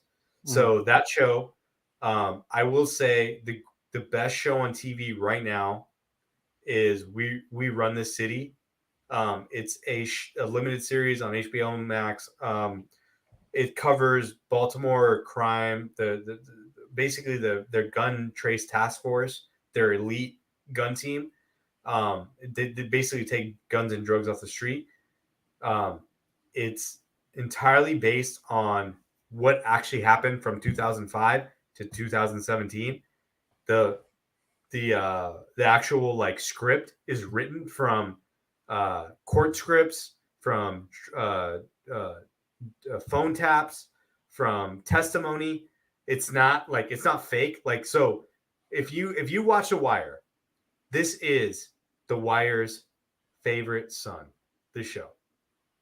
And John Bernthal puts on a performance. If you know the Punisher from the MCU, or if you've seen him in Walking Dead, or if you've seen him in Wolf of Wall King Street. Richard. King And Richard. Wolf of Wall Street. Wolf of Wall Street. This dude puts on a performance, his best performance he's ever put on. That show, like, I've already watched it twice. Like, it's only like 6 or 8 episodes, whatever. I can't remember what it was, but I watched it twice. It was just so fucking good. So fucking good. Yeah, like I'm definitely gonna watch that too. I'll put that on the rotation, and I'm gonna watch the Watchmen stuff too. I watched the movie a long time ago, but I'm a big fan of Watchmen. I love the vigilante angle of everything. But here's before Watchmen comic book. Sitting here, I was reading this the other day because I finished the show, and I went back and I was like, let me reread some of the comic books. John Bernthal, Sonia, great actor. That's who he's talking about. So he's in everything you can see. In fact, I would say he's probably the next like Robert Downey Jr. He's in everything. He's in King Richard. He's in great. What else was he in? He's in Walking Dead. He did he was Punisher. Great. Phenomenal. Yeah. Yeah. What else? He's in everything. Like literally now he's in everything. And like it's so funny because his personality is such the opposite. He's like Keanu Reeves. He's just such a free spirit. Yeah. And he's such a loving guy. He has a daughter. He absolutely adores her and stuff. And he just seems like a good dude. Like when you watch this show and you watch his character playing the character of the main guy, the main criminal in the show, you want to love the dude, but he's such a shitty person. Yeah. You know, that is just like, it's just like that one of those antagonist things where he's just like, Tony Soprano, like he brings Tony Soprano back to life, where he's just like, I really fuck this guy's a piece of shit, but I love every minute he's on screen. He's great, man. I love John Bernthal. But let's get into some of the stuff I'm watching. But before I touch on that, Ezra Miller is out of his goddamn mind. Have you been keeping up with this guy? Girl, I don't know what he is now. I honestly, and I'm not trying like I went to Pride. You see my rainbow right there. I have no idea what this dude's about, but this guy is like trying to kill his career, right? I mean, he did. He got released from Warner Bros. Now, like after all the shit that he's done for the last year, and like just Warner Bros. And the DCEU just can't get it together. I mean, Amber Heard isn't like a big part of Aquaman, but still, it's like she's still attached to Warner Bros. And then they kind of ruined their credibility with that. And then with the Ezra thing, and he's been getting away with kidnapping, B&E, assault. I don't know what this battery. Guy's like a total criminal, right? Like he's just like I watched that movie on a plane, and that Aquaman movie was bad, bro. Like that was a bad movie. I saw Aquaman. I love Jason Momoa, but the writing's bad, dude. Like Warner Bros. Does not care, dude. Like they, I mean, it sucks, dude. They have such good storytelling, and they have such good characters, and they just like just fuck them up. And it's like you can make these realistic movies with Moon Knight was great. Yeah, you can make these. I haven't watched any Moon Knight, but you can watch these like I just I'm like tuned out on Marvel. Like there's too much Marvel shit for me to watch. But like the Aquaman stuff, I'm just like, bro, these guys are riding dolphins. Like with the powers that they have, they need to ride dolphins too. Like you don't like it's just stupid. The whole thing is stupid to me. Yeah, the whole Aquaman like scenario, like I would make it more like the Deep from the Boys, where he's just like, You know what I mean? Like he doesn't have to have this whole like kingdom. Like it's just a little out of control. Yeah, like the creator of Aquaman, he kind of did the character a injustice because, like, yeah, his powers can come in clutch, but no one cares about Aquaman. You know, Yeah, it's he's garbage, bro. He's in the water. he's He can't do he, shit. dude. Like, you have Batman, which he's Batman, one of the best characters ever. Then you have this OP superhero, Superman, just out of this planet, and then you have Wonder Woman from a Yeah, tribe of you other basically women warriors, the best you got fighters in the you got universe. two gods. You got two gods, and then the Two super gods. detective, and then you have a water guy. The guy's only good in water. Can't do shit anywhere else. Yeah, it's like And then Jason you got the Momoa. Flash, the fastest guy too. You got the Flash. You got everything else you need. You only need this water guy. What does this water guy do for you? Yeah, exactly. It's like Jason Momoa. He's a great actor. I like him. I like him for the role, and I like how they used a Pacific Islander to represent Aquaman and not just a white blonde guy. I love that.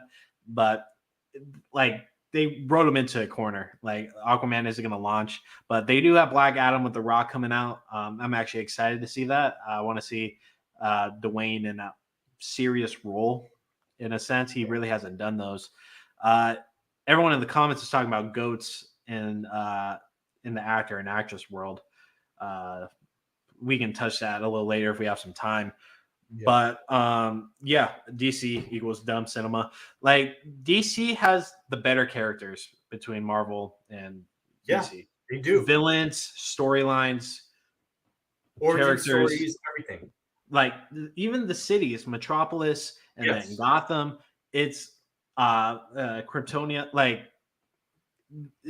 everything is superior on DC. Just Warner Bros. Completely fucked it up, and they messed up Zack Snyder's stuff. And now they're starting to get some momentum going. The second Suicide Squad was great. Peacemaker was phenomenal. I love Peacemaker, Good. And so they're slowly getting these things together. And Joker with Joaquin Phoenix, that was phenomenal too. And that's going to be in production soon. So they're trending in the right direction, but when it comes to just the DCEU, just the Justice League and stuff, they can't figure it out. Like they, whoever plays Cyborg, he's great. I thought Ezra Miller was a good pick originally with Flash, and it just hasn't worked. Yes, Sonia, Suicide Squad 2 is phenomenal. James Gunn directed it. He's one of my favorite directors. I don't know what his involvement was with Peacemaker, but he had a big role in Peacemaker too. Yeah, soundtrack, the writing, and just overall direction and the storytelling with Peacemaker. And Suicide Squad 2. I mean, that's basically Thor Ragnarok for you. I mean, it was basically shot the same way, and like he saved the Thor trilogy, like at that time, So. I'll say this. Like, I'll say this. Like, I think like the pockets that DC has dug themselves into, they have to just go deeper. Like, I don't know if you've seen the Harley Quinn animated show on HBO Max. Oh yeah, it's great. I love the show. It is fucking funny as hell. And they're coming out with the third season. I love the Teen Titans, man. And there's so many twists, and the way that it's like the Tick, right? Like where it's like you're in this world of like bad guys and villains, but like they're all like kind of like doing their jobs. It's like they're all like corporate people, and but the way they twist it and make it really gory and really just adult, and then the fact that like okay, like at the end of the day, now like I'm interested. Like I went from being heterosexual to maybe being bisexual. Like the whole thing is just awesome. Like I just loved it. I love the whole show. Yeah, like right now, Marvel takes the cake for sure. I mean, Marvel has a lot of duds. I mean, how they handled the X-Men. None of the X-Men movies are good. But when Logan finally rolled around, if you guys haven't seen Logan, that's amazing. But let's get into my subject line and everything. Real quick, before we go there, though, because this is the question that it's funny because like my best friend and my brother, we were at Topgolf and we're talking about this over a picture. We're like, how do you save the DC universe, right? Can you steal Kevin Feige away Is it Frank Snyder? Is it or Frank Schneider? According to my best friend, shots my homie, thinks he's German. Is there somebody else out there? Is it Damon Lindelof who did the Watchmen show, and he did Leftovers, and he worked on the Loft? Like, who can? Is there? Because the way and the way that Lucasfilm is set up right now, it's there. I mean, you have Kathleen Kennedy as the VP, but it really is Dave Filoni and Jon Favreau doing everything for Lucasfilm. And then for Marvel, it's basically Kevin Feige, Taika Waititi, and I think they're mainly those guys, but they're not on the same track. Russo brothers. And the Russo brothers, right? So it's just those guys, right? So who can save DC? Like, is there someone that can step in? Is it Snyder? Can you steal Kevin Feige? Can you steal Taika Waititi? Considering how dark the DCEU is, if he's down for it, I would consider Matt Reeves. Matt Reeves from, you have to tell me, I don't know who he is. The Batman. Oh, from the Batman. Yeah. Ooh. Okay. So okay. I mean, the Penguin show is going to be coming out soon on HBO Max. I don't know exactly when that's releasing. So I guess that'll be sort of a sample of what's to come with Matt Reeves with this universe. But when it comes to Justice League, I don't know, man. Yeah, I mean, I feel like they've fragmented it so far to a point where they can't tie it back together, right? Yeah. There has to be they have to figure out what the reset point is to get it all back into one universe. Because now we're dealing with like so many universes. Yeah. Like the animated show with Harley Quinn, which is awesome. Watch it. Matt Reeves Batman, which is a whole nother track, right? Are they going to still make movies with the like that Justice League group? Like, is that going to be another? Like, I mean, Ezra Miller. Like, is this guy even going to be in the movies? Like, is that going to be another series? Yeah. And then they had the whole like Warner Brothers like shows, right? Like they had like Superman and Flash and Green Arrow and stuff. I mean, I feel like it's so fragmented. Like they're kind of fucked at this point. Yeah, I would think they are. Yeah. Like Warner's really messed up my love for DC, and I think that's why Marvel's as great as they are. You know, they just started releasing limited series and really take like Marvel had a 15 to 20 year plan going into everything. After the Edward Norton Hulk, they're like, okay, we're gonna get our shit together, and they constructed a whole phase, a whole universe, and how they're gonna tie everything together. And Warner Bros consistently keeps on coming in, limiting these directors and adding shit where shit doesn't need to be added. They want to make a big drop every time, and it's a natural process. And Warner Bros, they're too headstrong, and this is why a lot of movies don't go through Warner Bros anymore. I mean, they're not making the same money like they were before. Like there's a reason. Like all the directors you listed have worked with Warner Bros in the past, and they haven't been back since. So, I mean, that's the reason why the Russo brothers are here. The reason why Kevin Feige's here. Zack Snyder is going to be making his appearance with Marvel and Sony coming soon, and they're like Sony. Like a few years ago, they were going to dip their hands into the DC universe, but Warner Bros is who Warner Bros is, and it's just sad, because like we're fucking geeks, and we want to see great films, and these are just great things to watch. They're entertaining, and it's like Warner Bros just does not care. They just care about the dollar signs, and I hope that fixes in the future. Think about this: like, who was the best Batman that you can remember? Or let me ask you two ways. Who's the best Batman? What's the best Batman movie? The best Batman, I would say right now, is Christian Bale. Yeah. But the best Batman movie, I would say The Batman. Okay. Or The Dark Knight, you give or take. I think when it comes to being a solo Batman, I I think the recent Batman takes the cake, but the best movie would be The Dark Knight, just because of Heath Ledger's performance and stuff. But I don't know. It's a tricky subject, but yeah, keep going.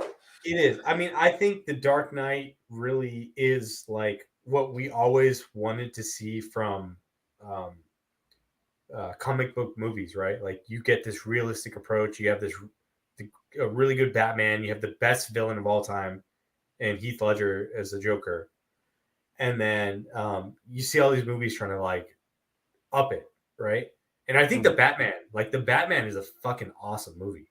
Yeah. It's really long, but it's an awesome movie. It's really good. Yeah. And it's on HBO Max, and nobody knows. So Matt Reeves, you mentioned him. Matt Reeves said, he's like, what if Bruce Wayne was like, Kurt Cobain, and that's who created that character.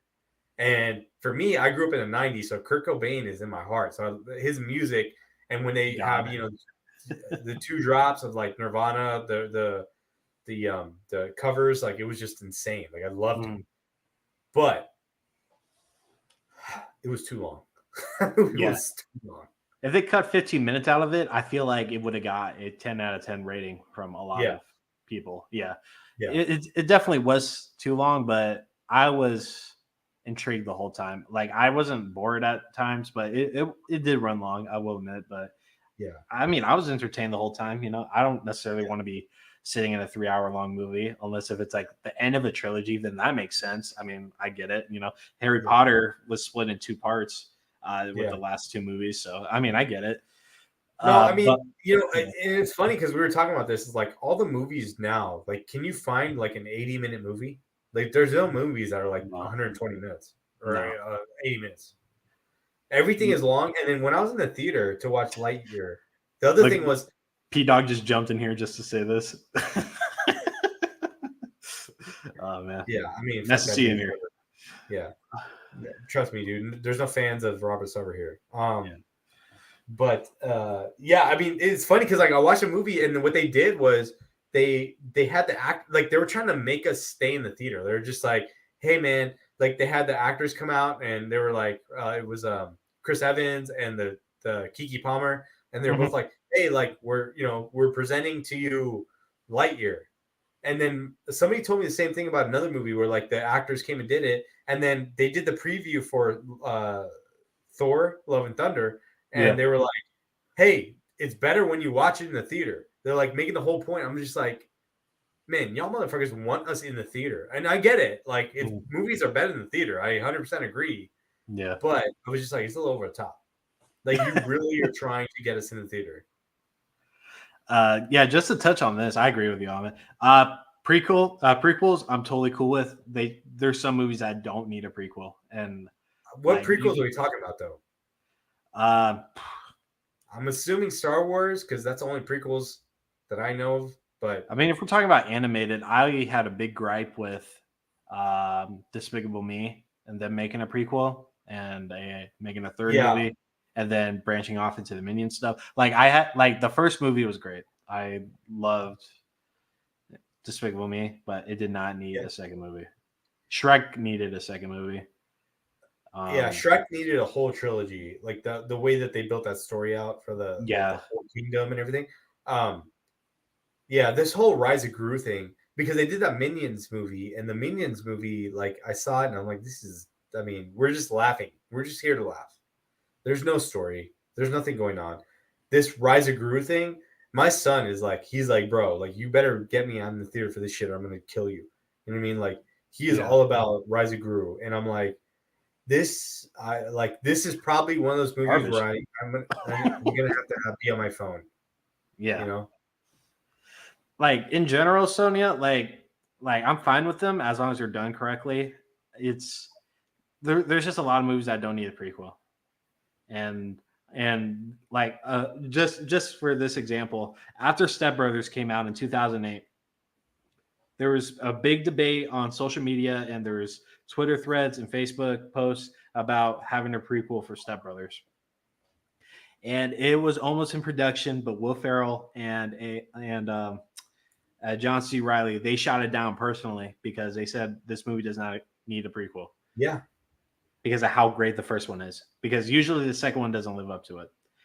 But if it's wrote correctly, I have no problem with it. But that's, art is subjective and movie intake is subjective. But like, they're fine for the most part. Avatar 2, yes, I'm excited for Avatar 2. I actually watched the first Avatar today.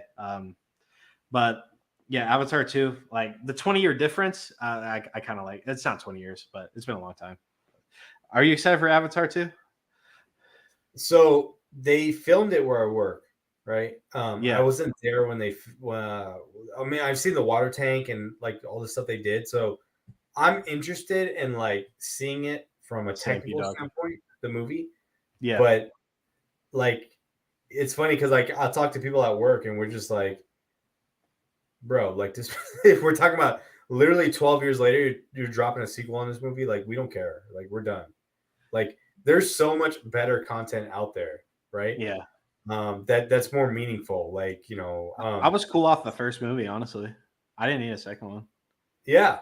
Yeah. I mean, like that would like when they launched that movie, it was 2009, and that was the first like 3D movie where you had to watch it in 3D. Yeah. And that's when and Blu-ray now we became don't like a big watch thing it. too. What's that? That's when Blu-ray became like a big thing too. Yeah, I mean, like now it's like I'm watching Lightyear, and it's not like I need goggles or anything. Like it's just a movie. The theater like rumbles and does a bunch of other shit, but like I don't need to have like goggles on for that movie. I don't know. I mean, I'm like I have my own opinions about James Cameron, but that has to do with my work. So I won't bring it out here, but I just feel like, yeah, that movie has gone and passed. Like you should have done that right after you did the first one. And the fact that they're going to do like 3 or 4 movies after that one, because the children that are in that movie are like, it's like the same thing with Stranger Things where like the kids are getting older. So they have to do the movies like back to back. So there's going to be like a bunch of Avatar movies coming out over the next like couple of years. Jeez. Yeah. Like I watched the first one today. I'm like, yeah, this didn't need a second one. But I mean, it's fine.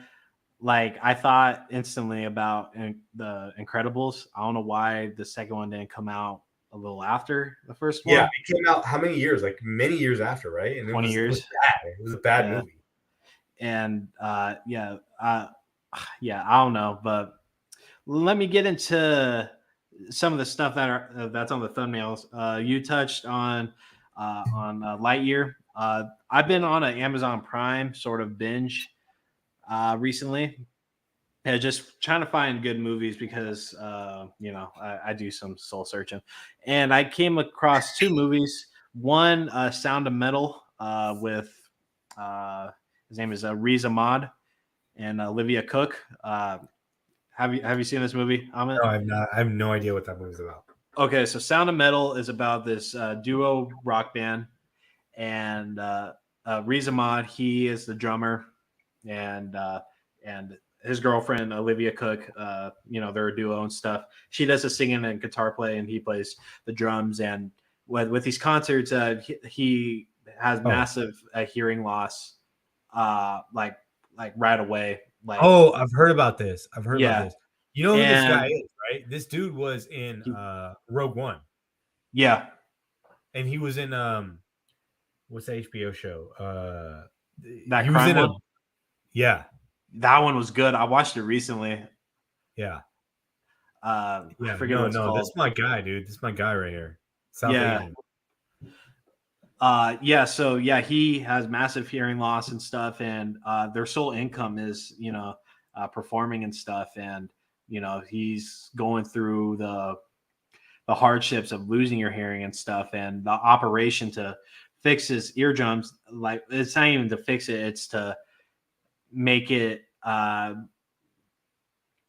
make the situation a little better, because if you lose your hearing, you're not going to regain it back. It's damaged eardrums. So whatever percentage you have left, you can enhance it a bit, but you're not going to get back what you lost. So this operation was to get these certain hearing aids, and they were like $40,000 and stuff. And within that time, he went to a deaf camp and stuff, and he's going through his mental stuff because during his rock time, he went through addiction, and depression and all this stuff and being secluded from his family and just living out of a trailer with his girl and stuff. But he was happy, and he was 4 years sober at that point.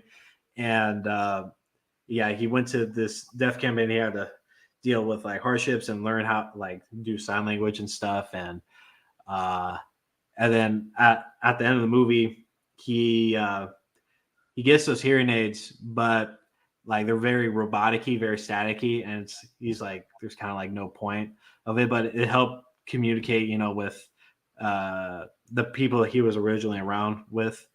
And the guy, the instructor of this camp, he told him, like, you're gonna find a time where it's peace, that you're gonna have peace with this, and you're okay with not hearing, and you're just visually seeing things for what they are.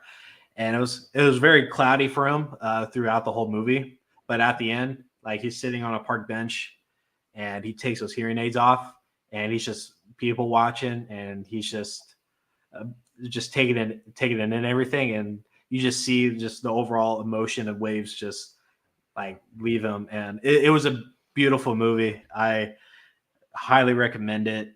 Riz Ahmed, he's one of my favorite actors right now. Yeah. He's in nothing but good things. Like his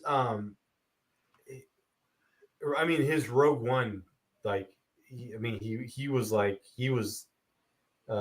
would you call him? He's the Dion Waiters, just launching threes. Every time he was on screen, anything he said, he was just on fire. That dude was on fire. It made me tear up, Sonia. I'm not gonna lie, because that's one of my biggest nightmares is losing my hearing. Because like I listen to music a lot, and you know, like we take hearing for granted. You know. No, and you know the funny thing is, like, so in my job, in my work, like I deal with a lot of engineers that are older, and all these guys have hearing aids because they never like knew, like, even if equipment is like low sounding but it's loud, it can like blow your ears out. So all these guys have hearing aids, and it makes me, every time I'm in, I wear like little, you know, deafeners, because I'm just like, I don't want to be like these dudes. You know, and I've been doing that for like almost 10 years now, where it's just like, I understand, like sound is important to life, right? Like it's one of our senses. If you lose that sense, like you lost, you know, 20% of who you are, in terms of like all the five senses. So yeah, I mean, no, it's like, I know what you're talking about. Like like sound, and especially like when you hear music and when you hear things, your baby's crying, your baby doing something, laughing, just the voices of people that you care about. It's like, yeah, like everything matters. Like all that voice stuff, we don't even like know, but all of it, like, you know, birds chirping in the morning, or, you know, whatever it is, right? Like whatever it is, like it just, we don't even, there's so much we take for granted with sound and sight, I would say. Yeah, like that movie just fully writes out, you know, just, you know, the struggles of that and overcoming that and stuff, because he had to go to a deaf school with like kids and stuff. And like this guy's like 26, 27. He's with 12-year-olds trying to learn like sign language and stuff. And you know, he feels like secluded and stuff. And like he was at there's a scene, he's at a kitchen table with everybody else at this camp, and they're talking, eating, they're laughing and doing all this stuff. And he's just there, just quiet and just eating. And he feels really left out and stuff. And I really recommend watching Sound of Metal. It's on Amazon Prime. Oh yeah, Nightcrawler. Oh yeah, that's what that was called. No, that's the Jake Gyllenhaal movie. Yeah, he was great in that. Was he in that movie too? I didn't even see that. Yeah, he was the partner. I never saw it, so I have to watch it. Watch it. It's on Netflix. But the second movie I watched, it was A Beautiful Boy. It's with Steve Carell and Timothy Chalamet. Okay. And so it is a serious movie, very touchy subject. It is Steve Carell in one of his more serious roles. He doesn't have too many of them. He was a Nightcrawler, by the way. Oh, who? Steve Carell, Nightcrawler. He was a Nightcrawler. He's the When main was guy he in it? What? We're talking about Nightcrawler, the one you just mentioned, right? With Riz. Yeah, Riz Ahmed. Yeah, and it had Channing Tatum and Steve Yeah. Carell. Yeah. Okay. Yeah. My fault. Yeah. The space in here. So Steve Carell, he plays his father, and he has his son, Timothy Chalamet, and Timothy, he becomes a like drug addict and stuff like that, and it's him as a father overcoming, him helping him as much as he can and stuff, and him just relapsing every single time. And when Timothy was going through this, it was between like 17 and like 22. So like this movie takes place in like in a 4-year span and stuff. And like the movie's like nothing special. I mean, but at the same time, I feel like how it's wrote is like how it goes down in every one of those situations and stuff. It's like, the split marriage kind of like his mom. Okay, so this is based in California. They live in a few miles outside of San Francisco. They live in like Northern California. Then the mom lives in LA, so he only goes down for holidays to see her. So split parents, and then being in, being an outsider in a school, and then the peer pressure and stuff, and like it takes you through flashbacks and good storyline and plot lines and stuff, and then you just kind of see him collapsing a little bit, and you start to feel for Steve Carell and all this stuff, and like I'm not gonna spoil it, but it's a really really sad movie. It's really good as well, and it's hard seeing like an actor that's done so many like comedic roles do a serious role, but he did it well. Have you heard of this movie before? I have not heard of it. The way you described it makes me not want to watch it because I feel like I'm going to get like too emotional. Foxcatcher was a great movie. That was the one. That was the one I was talking. Maybe that was the one I was talking about. Yeah, Foxcatcher is the wrestling one. Yeah, with yeah. Steve Carell and Channing Tatum and yeah. Okay, yeah, he was the coach. Yeah, Nightcrawler is the Jake Gyllenhaal one where he gets police or just like footage for like news channels and stuff. He sells them. Yeah. I never saw that one either, but yeah, no, I know about those. But yeah, man, I will. So I'm really weird about like people recommending stuff to me because I just like if it's too emotional, I won't watch it. Like, oh yeah, weird. No, I get it. I put myself through these watches and stuff. It's tough sitting through them, but like I just love overall writing and execution and stuff. That's what I get out of it, and just overall. Like and like I haven't seen Timothy Chalamet in a lot of things. Like he's been getting a lot of hype this last year, and he was in Dune. He was in Boba Fett. He was in Boba Fett, and he was also in that Leo movie that came out on Netflix, the one with the world ending. He was funny in that.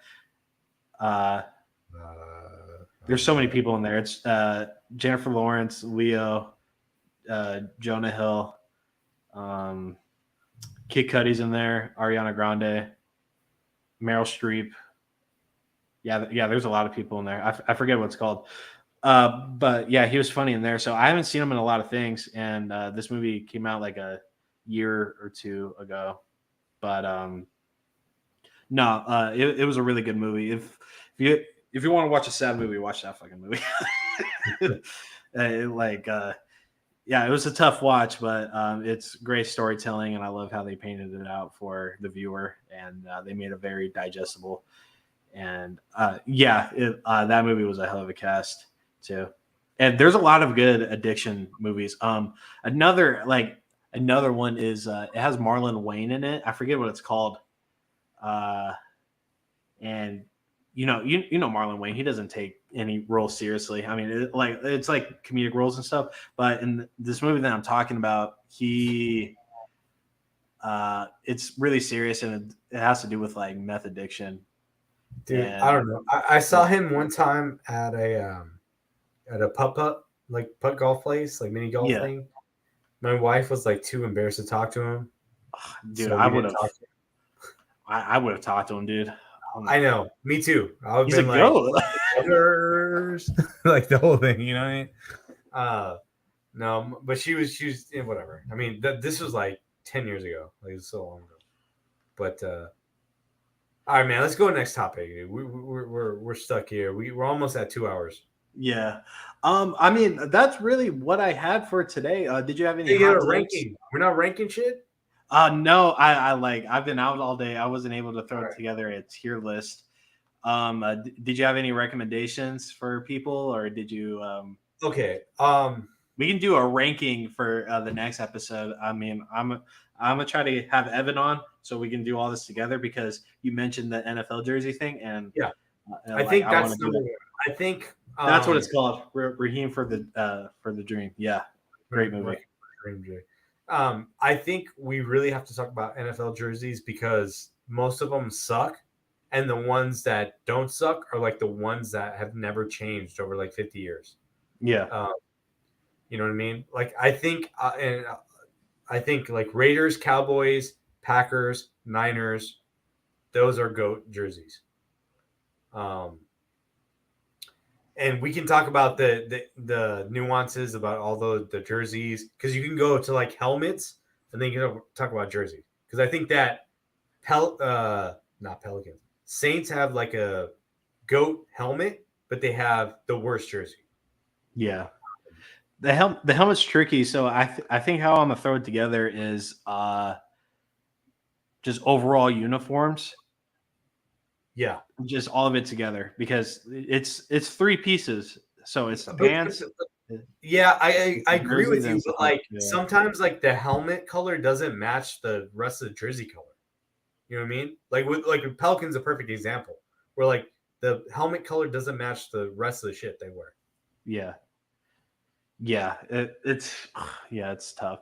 Yeah, like there, like I was looking at jerseys last night after you mentioned it, and I'm like, the list is pretty scarce. Like there's only a few dubs in my opinion when it comes to that because it would be the pants are off or the helmet's off or the jerseys, whatever. But where would you rank Panthers? What year? Any year, take year? any Panthers. Color concept, I like it pops. Logo has always been on point. I like the silver helmets. I like the black unis. I say B tier. Like, don't you? I just think I think they're solid. I think they have to update that logo. They have to update that logo. It's like so. I agree. deep. Yeah. You know what I mean? I agree. Yeah. Yeah. I mean, I like the colors because it kind of rocks with like North Carolina, like university, right? Like it's got that Carolina blue. They get that like silver tint in there. It's different than what you normally see. But I don't know, man. That just the low, like the helmet thing, and just fix that thing. Like make it something else. Yeah, there's a lot of teams in the NFL right now that need to update their logo. But yeah, Sonya, your Cowboys, with the 3 different shades of blue, they need to drop that shit. They need to go back to that navy blue. So Sonya, I would say Cowboys are top 5 fire uniforms all the time. Unfortunately, yes. Yeah, unfortunately, it is that way, but just you can't beat Raiders silver and black. And Raiders too. I would go with Raiders. That shit is fire. That shit is fucking fire, dude. The way that they make it flat, the colors are so flat, and it's just black and silver. That's it. Cowboys, Raiders, Packers, Niners, Cardinals are we're down. We're down bad. Yeah. We need an update. The black unis. Oh, JV, you're not gonna like our response with this one.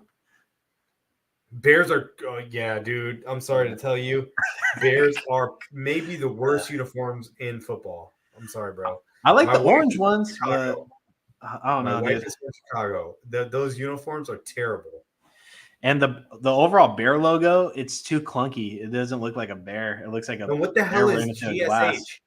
Can you tell me what GSH is on the Yeah, side? what is that? What's a GSH, JV? You got to Please. tell us, JV, what the hell that means. Yeah, the original Cardinal unis were better. Like I They love the were. flag on the shoulders, and like we have such a unique flag. Like what Baltimore did when they first came out was utilize that Maryland flag because of how unique it is. It makes it pop. We have a unique ass flag. Let's use it, especially if you're riding the coattails of the state name. Might as well use the flag too. I'm just saying.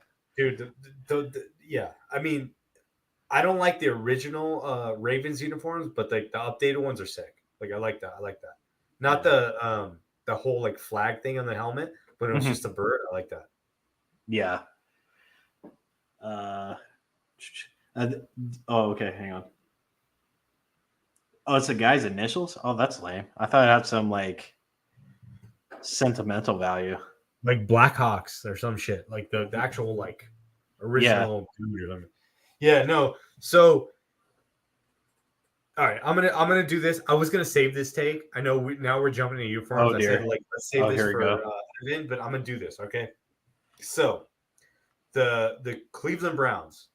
Oh, dear. The reason that they're named the Browns is because they were owned by Paul Brown, who was the owner of the Bengals. Right? They moved to Cincinnati or they moved to Cleveland or whatever. Right? They have no logo.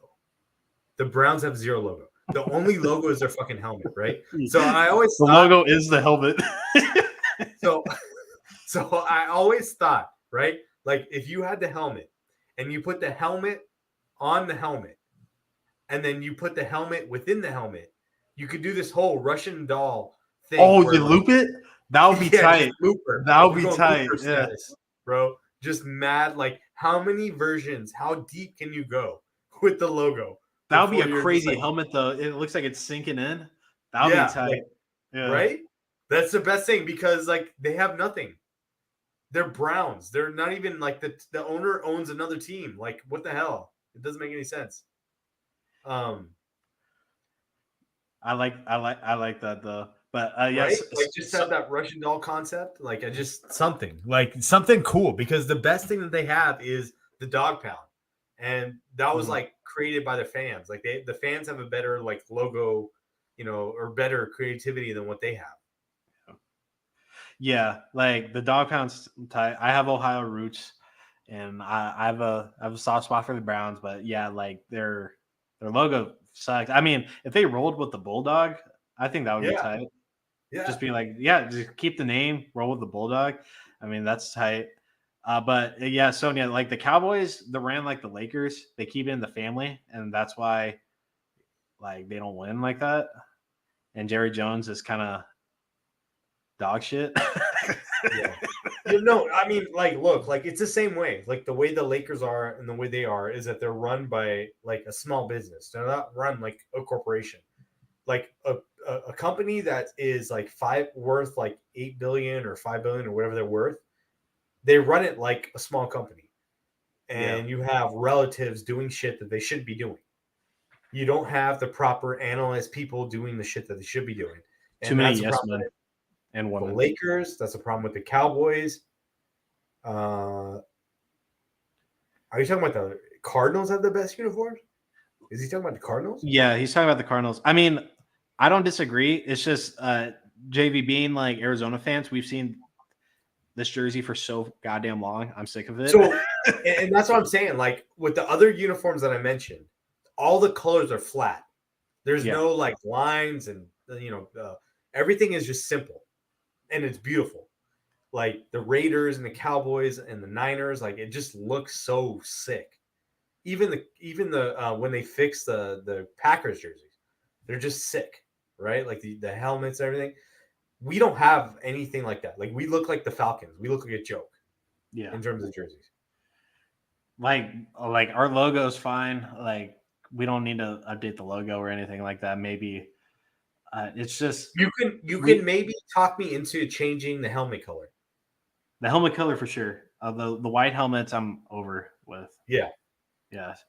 Like a black one, I think we can utilize because it would just because the outline of our logo is black. I mean, there's a lot of black in our logo, so it'll blend into the helmet just nice. So it would just be the bird face, which I think will look pretty slick. And we can utilize stripes maybe. I mean, we don't really need to be messing with feathers or anything like that. But it's like we've seen this jersey concept since 2005. Yeah, I mean, whenever it was the year after Fitzgerald became part of the team, so yeah, so 04, 05, something like that. Yeah, so we've seen these red and whites for that long, so we're just over it. That's why we want to update uniform. I think overall the uniforms are all right, but I mean they're not compared to the classic. It's annoying because the organization's taken like the Cardinal brand and their uniforms as they're the Cowboys or the Steelers or the Packers. It's we're not that classic, It's we can be one of those teams that change it up every once in a while, So what would you say is the most overrated drip for a team in NFL? Over it, Seattle. Yeah. Yeah. Okay, I could see that. It's kind of like one of those things where it should have been for that period, and then it's like the Oregon Ducks, right? You keep making it different every year, but they kept it the same for fucking 20 years. So you're this shit is stupid now at this point. Now, I agree. Now when I see a green and yellow Oregon Duck jersey, I feel weirded out about it, I'm there's so many at this point, and I mean, you can do the classic. I mean, the dark green was nice, but now they have that lime green shit, and I'm just whatever. They're all over the place. My opinion, I would say the Giants. Come on, man!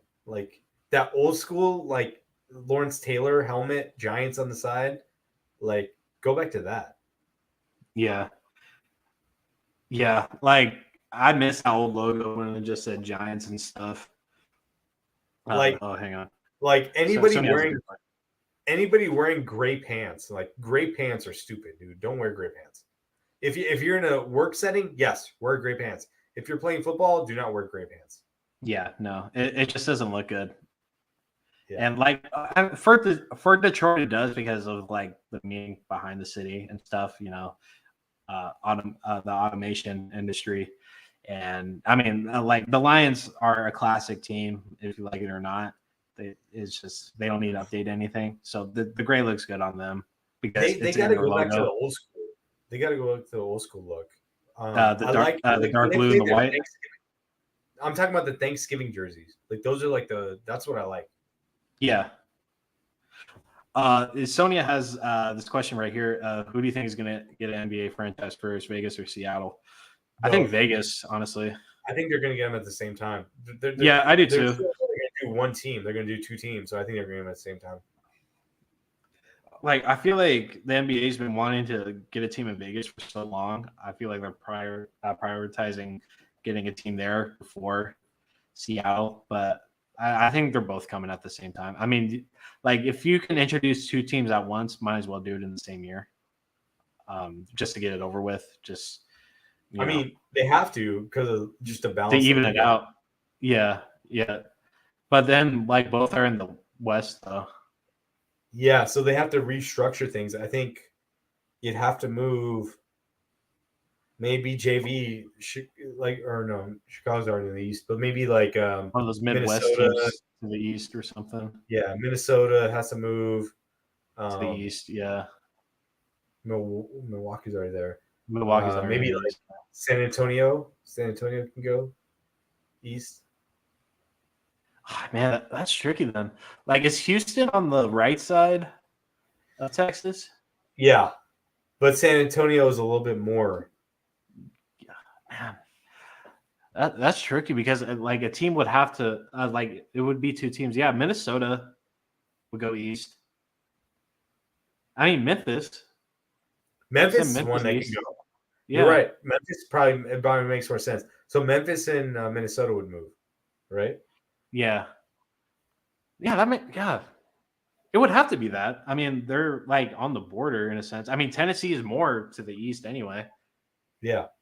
I think they're in the Eastern time zone because I was in Nashville like a long time ago. I'm pretty sure it was in Eastern time zone. But And I'm pretty sure Illinois is like right there too. Well, yeah. Well, they're like close to because Detroit is already Eastern and Chicago isn't. And it's only like a 4-hour drive from there. But what would the team from Vegas be, though? What would the name team? Because we know Seattle's got to get Supersonics. They got to be Sonics. But what would Vegas be? I don't know. Gamblers. Gambits would be cool. I don't know. Yeah, it's tough. I want to strafe away from like the Vegas puns, but like you kind of have to. Yeah. Showgirls. That's funny, Sonia. Yeah. I like Running Rebels. I like the concept of the Running Rebels, but even though that's like the college team, maybe Vegas they can Vipers. I don't know. Like Snakes. What's the hockey team? The hockey team's the Aces, right? The Golden Knights. Golden Knights. Okay. Maybe these are Aces. Maybe, or is there a team? Aces would be cool. I mess with Aces. Dude, imagine the court design though. It just have like the card counts and stuff. Yeah. Or like the Aces and stuff. Like and then you could do a bunch of like work. Joker like mascot stuff. Too. Oh, the WNBA has the Aces. Yeah. Yeah, I don't think we can do that then.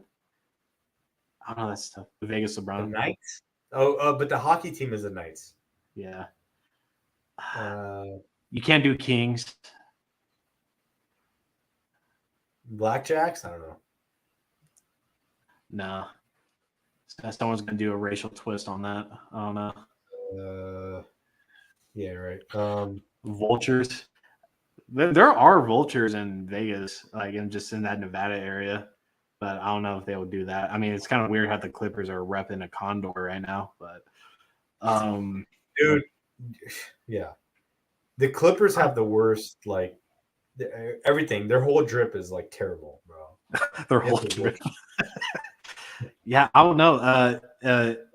Everybody here, tweet at us your name possibilities. We'll talk about it next week on the show. Yeah, tell us what you think. Yeah. But besides that, Ahmed, did you have anything else you wanted to talk about before we head out of here? Dude, I have a million things to talk about, but it's so late. I'll need to go to sleep. Yeah. It's Monday tomorrow. We're back at work. No more Father's Day. Close out. What you want to say, man? I mean, that's it, man. I mean, let's think of. We all should think of what would the name of the team from Las Vegas, Nevada, be named? A basketball team. And so let's think about that. Let's not dwell too much on DeAndre Ayton. You know, let's just see how it goes. We have like 2 weeks, and then we'll know. We have less than 2 weeks, then we'll know where everything falls out. Yeah, that's all. Yeah. Another successful show, episode 3. Thank you for everybody that came. We actually had a nice view count that came in, and we've had a pretty buzzing comments at section and stuff. But I've had a lot of fun doing this show with you, Amit. It's been great, and I'm glad we can do it on Father's Day. You know, repping. Yeah. You know, fathers all around and stuff, and we can talk about the things that we love when the kids are asleep. So, thank you, Westville. Thank you, Sonia. Thank you, P-Dog, for showing up. You showed up a little late, but it's all good. Show us some love on all of our links and stuff on Anchor. You can donate to the cause. You can check out the regular show, the regular He's on Fire show. But you can find me on Twitter at jjoyce. You can find Ahmed at Sustain. Is it sustainable or is it sustainable? Ahmed, yeah. Sustainable. Okay, so Yeah, you can find us there, and we'll be shooting for sometime next week between Friday and Sunday, whatever day works for Amit. I'm usually pretty available. But thank you again for everybody showing up. Have a blessed week, and we'll see y'all again. All right, have a good one, y'all.